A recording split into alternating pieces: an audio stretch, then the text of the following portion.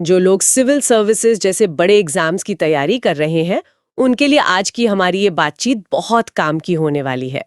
आज हम प्राचीन भारतीय इतिहास के स्रोतों यानी सोर्सेस पर एक गहरी नजर डालेंगे। हम ये समझने की कोशिश करेंगे कि इतिहासकार अतीत को फिर से कैसे लिखते हैं, किन सबूतों के आधार पर वे हमें हजारों साल पुरानी कहानी सुनाते हैं। बिल्कुल। ये टॉपिक प्रीलिम्स और मेंस दोनों का फाउंडेशन है। अच्छा, स्रोतों की समझ के बिना हिस्ट्री का एनालिटिकल स्टडी करना नामुमकिन है। ये जानना कि हमें जो जानकारी मिल रही है वो आ कहां से रही है और हम उस पर कितना भरोसा कर सकते हैं, यही सबसे पहला और सबसे जरूरी कदम है। चलिए तो फिर सबसे बुनियादी सवाल से शुरू करते हैं। हमें इतिहास को जानने की जरूरत ही क्यों है और इसमें इन सोर्सेज का क्या रोल है? देखिए, प्राचीन भारत में ग्रीस या रोम की तरह कोई ऑर्गेनाइज्ड हिस्ट्री राइटिंग का ट्रेडिशन नहीं था। मतलब कोई बैठकर सब कुछ लिख नहीं रहा था। हाँ बिल्कुल, ऐसा नहीं था कि कोई बैठकर सिलसिलेवार ढंग से सब कुछ लिख रहा हो। इसलिए हमें जानकारी अलग अलग जगहों से जुटानी पड़ती है। ये स्रोत ही वो सबूत हैं, पहेली के वो टुकड़े जिन्हें जोड़कर हम अतीत की सामाजिक, आर्थिक, राजनीतिक और सांस्कृतिक तस्वीर बनाते हैं। यानी एक जासूस की तरह अलग अलग सुरागों को जोड़कर एक कहानी बनाना। Exactly. तो इन सुरागों या स्रोतों को हम कुछ कैटेगरीज में बांट सकते हैं ताकि इन्हें समझना आसान हो। हाँ बिल्कुल, मोटे तौर पर हम इन्हें दो मेन ग्रुप्स में बांटते हैं। ठीक है। पहला है साहित्यिक स्रोत, लिटरेरी सोर्सेस, यानी जो कुछ भी लिखा हुआ मिला है, ग्रंथ, कविताएं, नाटक। और दूसरा है पुरातात्विक स्रोत, आर्कियोलॉजिकल सोर्सेस, यानी जमीन के नीचे से मिली चीजें, अभिलेख, सिक्के, पुरानी इमारतें, मूर्तियां वगैरह। और दोनों को मिलाकर देखना जरूरी है? बहुत जरूरी। एक भरोसेमंद इतिहास लिखने के लिए दोनों को क्रॉस चेक करना बहुत जरूरी है। ठीक है, तो पहले साहित्यिक स्रोतों की दुनिया में चलते हैं। ये तो एक बहुत बड़ा समंदर लगता है। तो इसे भी हम दो हिस्सों में बांट सकते हैं, धार्मिक और धर्मनिरपेक्ष साहित्य। धार्मिक और धर्मनिरपेक्ष। हाँ, धार्मिक साहित्य धर्म के प्रचार के लिए लिखा गया, लेकिन उसमें हमें उस दौर के समाज और राजनीति की जबरदस्त जानकारी मिल जाती है। इसमें सबसे पहले आते हैं ब्राह्मण ग्रंथ यानी वैदिक साहित्य। वेद, ये तो बहुत मशहूर है, पर एक इतिहासकार के लिए इनमें क्या है? ये तो पूजा पाठ की किताबें लगती हैं। ऊपर से तो यही लगता है, लेकिन ये आर्यों की जिंदगी को जानने के अकेले सोर्स हैं, खासकर शुरुआती दौर के। अच्छा। ऋग्वेद सबसे पुराना है, जो हमें 1500 से 1000 ईसा पूर्व के कबीलाई समाज की झलक दिखाता है। उसमें इंद्र, अग्नि जैसे देवताओं की प्रार्थनाएं हैं, जो दिखाता है कि लोग प्रकृति की ताकतों से कितना प्रभावित थे। और बाकी के 3 वेद, यजुर्वेद, सामवेद और अथर्ववेद, क्या वे भी यही कहानी बताते हैं? नहीं, यहीं पर कहानी बदलती है। यजुर्वेद में बड़े बड़े यज्ञ और उनके नियम आ जाते हैं। सामवेद में उन मंत्रों को गाने का तरीका है, और अथर्ववेद तक आते आते, जो सबसे बाद का है, हमें जादू टोना, बीमारियों का इलाज और आम लोगों के अंधविश्वासों का जिक्र मिलता है। ये तो बड़ा दिलचस्प बदलाव है। इसका मतलब क्या है? अगर हम इन चारों वेदों को एक साथ देखें तो एक पूरी कहानी दिखती है। ऋग्वेद में आपको प्रकृति की पूजा करने वाले एक सीधे साधे कबीलाई समाज की झलक मिलती है। लेकिन उत्तर वैदिक काल तक आते आते, यानी बाकी 3 वेदों में, समाज जटिल हो चुका है। बड़े बड़े यज्ञ और कर्मकांड जरूरी हो गए हैं और लोगों की चिंताएं भी बदल गई हैं। तो ये ग्रंथ सिर्फ किताबें नहीं, बल्कि समाज के बदलने का एक जीता जागता सबूत है। एग्जैक्टली, बिल्कुल यही पॉइंट है। वेदों के अलावा उपनिषद और ब्राह्मण ग्रंथ भी हैं। ये तो बहुत सारे ग्रंथ हो गए। हाँ, इसे ऐसे समझिए, अगर वेद मूल मंत्र हैं तो ब्राह्मण ग्रंथ उनकी गाइडबुक हैं कि यज्ञों में इन मंत्रों का इस्तेमाल कैसे करना है। अच्छा। आरण्यक जंगल में रहने वाले साधुओं के लिए लिखे गए, जो कर्मकांड से ज्यादा फिलॉसफी पर जोर देते हैं। और उपनिषद तो इस फिलॉसफी पर एक डीप डाइव है। आत्मा, ब्रह्म, कर्म क्या है, इन सवालों के जवाब ढूंढते हैं। ये सब मिलकर हमें उस दौर की सोच का पूरा स्पेक्ट्रम दिखाते हैं। वैदिक साहित्य के बाद बौद्ध ग्रंथों की बात करते हैं। क्या वे एक अलग तस्वीर पेश करते हैं? बिल्कुल, बौद्ध ग्रंथ पाली भाषा में है, जो आम लोगों की भाषा थी, संस्कृत नहीं। नहीं। इसीलिए ये हमें समाज के निचले तबकों की जिंदगी के बारे में भी बताते हैं। सबसे खास हैं त्रिपिटक, यानी 3 टोकरियां। विनय पिटक में बौद्ध संघ के नियम हैं, सुत्त पिटक में बुद्ध के उपदेश हैं, और तीसरा? और अभिधम्म पिटक में बौद्ध दर्शन पर गहरी चर्चा है। मैंने जातक कथाओं के बारे में भी सुना है। उनमें तो बुद्ध के पिछले जन्मों की कहानियां हैं जो काल्पनिक लगती हैं। तो वे एक इतिहासकार के लिए कैसे महत्वपूर्ण है? बहुत अच्छा सवाल है। कहानियां भले ही काल्पनिक हों, लेकिन उनका बैकग्राउंड तो असली समाज से ही लिया गया है ना? हाँ, ये तो है। उन कहानियों से हमें पता चलता है कि ईसा पूर्व चौथी तीसरी सदी में एक आम व्यापारी कैसा सोचता था, साहूकार कैसे कर्ज देते थे, गांव का जीवन कैसा था। ये हमें उस दौर की इकोनॉमिक और सोशल लाइफ की वो जानकारी देती हैं जो किसी राजा के लिखवाए अभिलेख में कभी नहीं मिलेगी। और जैन साहित्य, क्या वो भी कुछ अलग बताता है? जैन साहित्य, जिन्हें आगम कहते हैं, प्राकृत और संस्कृत में है। कल्पसूत्र और परिशिष्ट पर्व जैसे ग्रंथ हमें महावीर के समय के समाज, खासकर पूर्वी उत्तर प्रदेश और बिहार के राजनीतिक इतिहास की जानकारी देते हैं। क्योंकि वो उनका केंद्र था? हाँ, क्योंकि यह इलाका जैन धर्म का एक बड़ा केंद्र था। चलिए अब धर्म से बाहर निकलते हैं। राजनीति, समाज और नाटक के बारे में कौन से ग्रंथ हैं? ये धर्मेतर साहित्य हमें शासन और समाज की सीधी तस्वीर देते हैं, क्योंकि इनका मकसद धार्मिक प्रचार नहीं था। इसमें सबसे ऊपर है कौटिल्य का अर्थशास्त्र। अर्थशास्त्र ये मौर्यकालीन राज व्यवस्था, टैक्स सिस्टम, जासूसी और विदेश नीति पर एक प्रैक्टिकल हैंडबुक जैसा है। और नाटक, काव्य जैसी साहित्यिक रचनाएं? वो भी बहुत काम किए हैं। जैसे विशाख दत्त का नाटक मुद्रा राक्षस हमें बताता है कि कैसे चाणक्य की कूटनीति से नंदवंश खत्म हुआ और चंद्रगुप्त मौर्य राजा बने। कालिदास की रचनाएं जैसे अभिज्ञान शाकुंतलम हमें गुप्त काल के समाज, उनके रहन सहन और सोच की एक खूबसूरत तस्वीर दिखाती हैं। अच्छा। और बाण भट्ट का हर्षचरित तो राजा हर्षवर्धन की बायोग्राफी जैसा है, जिससे उनके दौर की बहुत जानकारी मिलती है। तो जैसा आपने बताया, हमारे अपने लेखकों में राजा की तारीफ करने या अपने धर्म को बेहतर बताने का एक झुकाव हो सकता है, एक बायस हो सकता है। ऐसे में एक बाहरी नजर, एक थर्ड पार्टी व्यू बहुत जरूरी हो जाता है। क्या आप विदेशी यात्रियों के विवरण हमें एक ज्यादा सच्ची तस्वीर देते हैं? बिल्कुल, वे एक फ्रेश पर्सपेक्टिव देते हैं।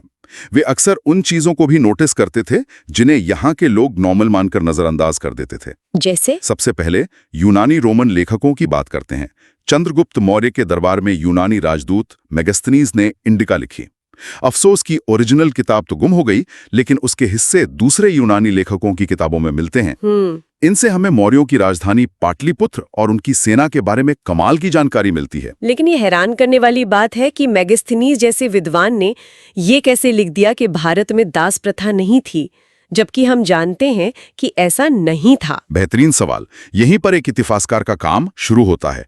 हो सकता है कि भारत में गुलामी का स्वरूप यूनान से इतना अलग था कि वो उसे पहचान ही नहीं पाए। अच्छा। यहाँ दास परिवार का हिस्सा माने जाते थे। उनके साथ वैसा क्रूर बर्ताव नहीं होता था जैसा यूनान में। तो मेगस्थनीज ने जो देखा वो लिखा, लेकिन वो अपने समझ के दायरे में देखा। यही विदेशी विवरणों की सीमा है। चीनी यात्रियों के बारे में बताइए, जैसे फाहियान और हुएनसांग। वे बौद्ध धर्म की खोज में आए थे। फाहियान चंद्रगुप्त विक्रमादित्य के समय आए और उन्होंने गुप्त साम्राज्य में अमन चैन, कम अपराध और अच्छी न्याय व्यवस्था की बहुत तारीफ की है। और हुएनसांग? हुएनसांग जो हर्षवर्धन के समय आए, उनका विवरण तो एक एनसाइक्लोपीडिया जैसा है। एनसाइक्लोपीडिया? हाँ। उन्होंने पूरे भारत की यात्रा की, नालंदा यूनिवर्सिटी में पढ़ाई की। उनका यात्रा वृतांत CU की हमें 7वीं सदी के भारत की राजनीति, समाज, शिक्षा, हर पहलू की जानकारी देता है। और अरबी यात्रियों में अल-बरूनी का नाम बहुत बड़ा है। अल-बरूनी तो एक अलग ही लीग में थे। वो महमूद गजनवी के साथ आए थे। उनकी किताब तहकीक-ए-हिंद सिर्फ एक यात्रा का विवरण नहीं है। सच कहूं तो जब मैंने पहली बार इसे पढ़ा तो मैं हैरान रह गया था। 11वीं सदी में कोई व्यक्ति किसी दूसरे समाज को इतनी गहराई और बिना किसी खास पूर्वाग्रह के कैसे देख सकता है? उन्होंने संस्कृत भी सीखी थी शायद। हाँ, उन्होंने यहाँ के धर्म, विज्ञान, गणित, परंपराओं को समझने के लिए संस्कृत सीखी। वो एक सच्चा स्कॉलर था। चलिए अब लिखित शब्दों से हटकर जमीन से मिले सबूतों पर आते हैं। पत्थर पर लिखी बातें या पुराने सिक्के लिटरेरी सोर्सेस से ज्यादा भरोसेमंद क्यों माने जाते हैं? क्योंकि उनमें हेरफेर या कल्पना की गुंजाइश बहुत कम होती है। अच्छा। लेखक अपनी कल्पना से कहानी बना सकता है, राजा की तारीफ में एग्जैजरेट कर सकता है, लेकिन पत्थर पर खुदा एक शिलालेख या जमीन में दबा एक सिक्का अपनी कहानी सीधे सीधे कहता है। तो अभिलेख यानी इंस्क्रिप्शंस इतने खास क्यों है? क्योंकि ये समकालीन होते हैं, फर्स्ट हैंड इन्फॉर्मेशन। ये एक तरह से उस दौर के ऑफिशियल गवर्नमेंट गजट हैं। सबसे बेहतरीन उदाहरण है अशोक के शिलालेख। उन्होंने अपने धम्म के संदेश और प्रशासनिक आदेश पूरे साम्राज्य में पत्थरों और स्तंभों पर खुदवाए। इन अभिलेखों से हमें अशोक के साम्राज्य की सीमाओं, उसकी सोच और प्रशासन की सीधी जानकारी मिलती है किसी दरबारी कवि की मिलावट के बना। अशोक के अलावा कोई और महत्वपूर्ण अभिलेख? कई हैं। समुद्रगुप्त का प्रयाग प्रशस्ति अभिलेख, जिसे उनके दरबारी कवि हरिशेन ने लिखा, उनकी विजयों की पूरी लिस्ट देता है। अच्छा। एक और बहुत दिलचस्प है ऐहोल अभिलेख, जो चालुक्य राजा पुलकेशिन द्वितीय का है। इसी अभिलेख से हमें निर्णायक रूप से पता चलता है कि उन्होंने नर्मदा नदी के तट पर महान राजा हर्षवर्धन को हराया था। ओहो। एक ऐसी बात जिसका जिक्र हर्ष के दरबारी कवि बाणभट्ट ने गोल कर दिया था। अच्छा, तो यहाँ पुरातात्विक स्रोत ने साहित्यिक स्रोत की चुप्पी को तोड़ा। अब सिक्कों पर आते हैं। एक छोटे से सिक्के से इतनी बड़ी जानकारी कैसे मिल जाती? सिक्कों का अध्ययन यानी न्यूमिस्मैटिक्स कमाल की चीज है। सिक्के हमें राजा का नाम, उसका कार्यकाल, उसकी उपाधियां बताते हैं। सिक्के जिस धातु के बने हैं उससे आर्थिक स्थिति का पता चलता है। अगर बहुत शुद्ध सोने के सिक्के मिल रहे हैं, मतलब अर्थव्यवस्था मजबूत थी। जब आप कहते हैं कि सिक्के साम्राज्य की सीमाओं के बारे में बताते हैं, तो इसका असल में क्या मतलब है? क्या इतिहासकारों को किसी दूर दराज के गांव में गुप्त काल का सिक्का मिलता है और वे मान लेते हैं कि वहां तक साम्राज्य फैला हुआ था? ये एक पूरी प्रक्रिया है। सिर्फ एक सिक्का मिलने से कुछ तय नहीं होता। ठीक है। लेकिन जब एक ही तरह के हजारों सिक्के एक बड़े ज्योग्राफिकल एरिया में मिलते हैं, तो ये उस इलाके में उस राजा के शासन या कम से कम उसके आर्थिक प्रभाव का एक मजबूत संकेत होता है। सिक्कों पर बने चित्र भी कहानी कहते हैं। जैसे समुद्रगुप्त को वीणा बजाते हुए दिखाना बताता है कि वो सिर्फ एक योद्धा ही नहीं बल्कि एक कला प्रेमी भी थे। अभिलेख और सिक्कों के अलावा क्या पुरानी इमारतें या मूर्तियां भी हमें कुछ बताती हैं? बिल्कुल। वास्तुकला और मूर्तिकला हमें उस समाज के बारे में बताते हैं जिसे साहित्य अक्सर नजरअंदाज कर देता है। अच्छा। हड़प्पा के शहरों की नगर योजना हमें दिखाती है कि वे लोग साफ सफाई और प्लानिंग में कितने आगे थे। सांची के स्तूप पर बनी मूर्तियां हमें आम लोगों की जिंदगी, उनके पहनावे और जातक कथाओं के दृश्यों को दिखाती हैं।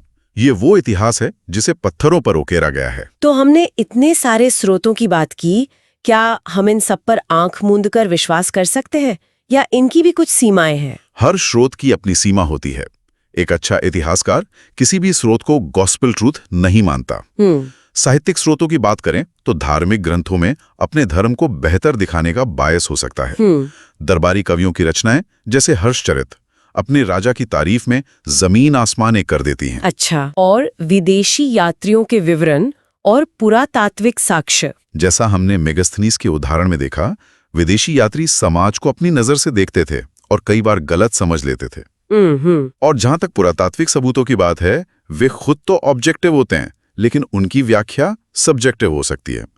एक टूटा फूटा अभिलेख मिला तो उसके खाली हिस्सों का क्या मतलब निकाला जाए, इस पर इतिहासकारों में बहस हो सकती है। तो एक प्रतियोगी परीक्षा के एस्पिरेंट के लिए इन सब बातों का निचोड़ क्या है?